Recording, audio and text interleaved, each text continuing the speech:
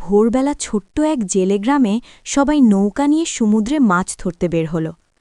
আকাশটা ছিল অদ্ভুতভাবে শান্ত, বাতাসও একদম থমথমে। সমুদ্রের পানি যেন অস্বাভাবিকভাবে কালচে লাগছিল, তবুও কেউ কিছু ভাবেনি। হঠাৎ মাঝ সমুদ্রে পৌঁছতেই চারদিক নিস্তব্ধ হয়ে গেল। পাখিরা উড়ে পালাল, আর পানির নিচ থেকে গম্ভীর গর্জনের শব্দ ভেসে এলো। সবাই ভয়ে একে অপরের দিকে তাকাল। ঠিক তখনই দূরে দেখা গেল এক বিশাল জোয়ার পাহাড়ের মতো উঠে আসছে। নৌকাগুলো দুলতে লাগল, কেউ চিৎকার করতে শুরু করল। জোয়ারের গর্জন যেন সমুদ্রের রাগ। মুহূর্তের মধ্যেই ঢেউ আছড়ে পড়ল নৌকার ওপর। কেউ কোনো মতে প্রাণ নিয়ে তীরে ফিরল, আর কেউ হারিয়ে গেল অন্ধকার জলে।